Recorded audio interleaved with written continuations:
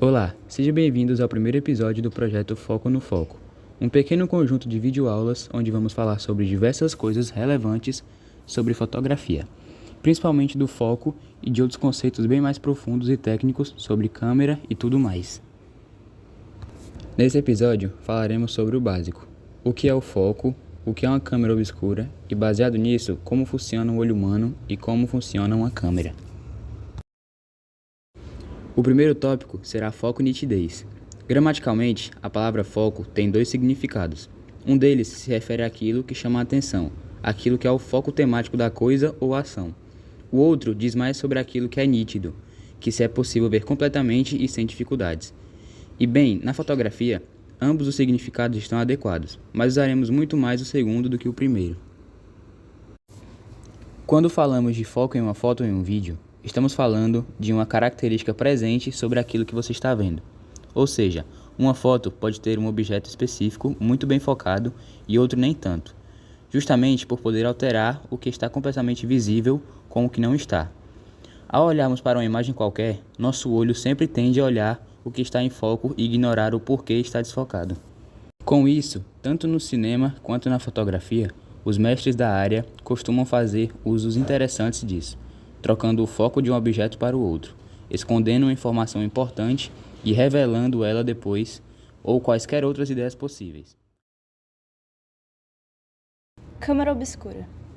Mas e aí? O que é exatamente uma câmera? E como ela funciona? Antes de entender isso, precisamos voltar uns séculos no passado e ver uma outra coisa: a câmara obscura. Uma câmara obscura é um mecanismo bem simples, onde em um lugar ou objeto completamente vedado e escuro faz-se uma pequena entrada de luz, de forma a criar uma projeção invertida no lado oposto à entrada.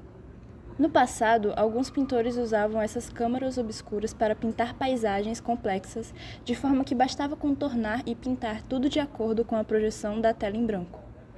Muitos séculos depois, essa mesma coisa foi usada para o desenvolvimento das câmeras e filmadoras. Olho humano. Com isso tudo, você talvez pergunte como exatamente os nossos olhos interpretam essas informações, a luz, e como que, por exemplo, você tem essa sensação de continuidade ao assistir um vídeo, mesmo sabendo que são só várias fotos juntas em sequência. Bem, a estrutura do olho humano na verdade é extremamente parecida com a de uma câmera. Ela é também uma câmara obscura.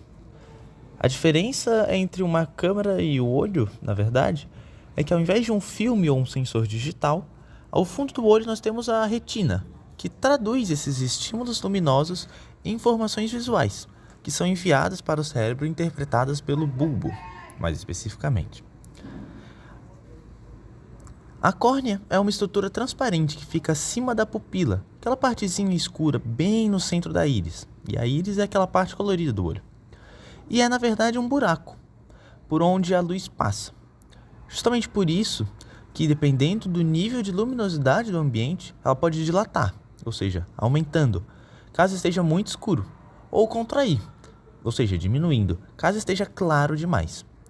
Após passar pela pupila, a luz passa pelo cristalino, que é como se fosse uma lente focal, que vai convergir toda a luz num único ponto da retina.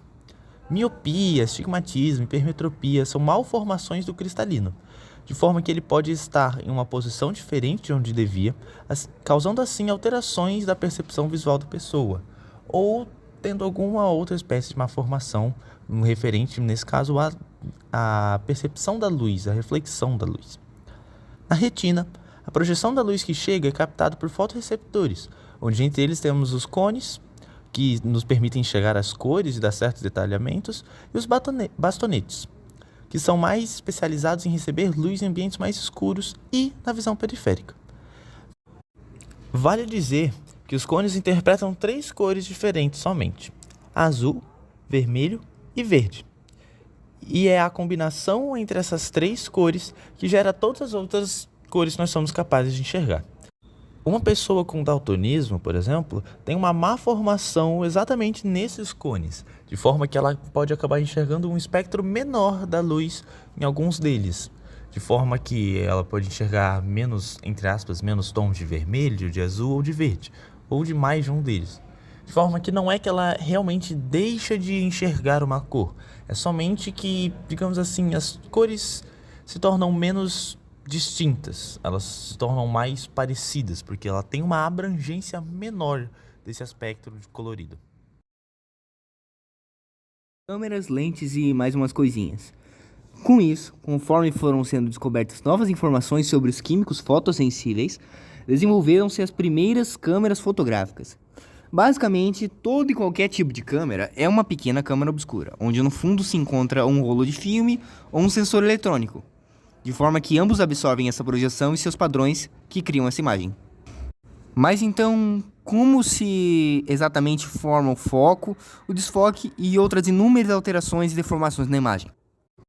O segredo disso está em 3 coisas: nas lentes, na abertura do obturador, que é a peça que abre e fecha, permitindo que a luz entre para registrar a foto, e no tempo de disparo. Existem inúmeros tipos e formas de lentes: convexas, côncavas, filtro de luz, lentes de zoom, grandes angulares, inúmeras. Cada uma delas causa deformações distintas na luz que passa por elas, de forma que, ao manipular elas de modo adequado, pode-se conseguir inúmeros resultados distintos. A abertura do obturador se refere ao tamanho de entrada, que permite a passagem da luz, podendo ser grande ou pequena, de forma que influencia totalmente no foco da imagem em si, através de uma coisa chamada profundidade de campo.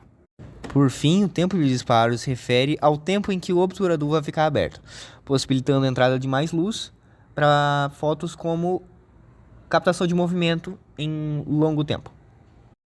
Mas também pode ser ajustado para tempos muito curtos, para retirar fotos muito precisas de momentos muito específicos. É isso, galera. Chegamos ao fim do nosso primeiro episódio da nossa série Foco no Foco. Espero que tenham gostado. Até a próxima.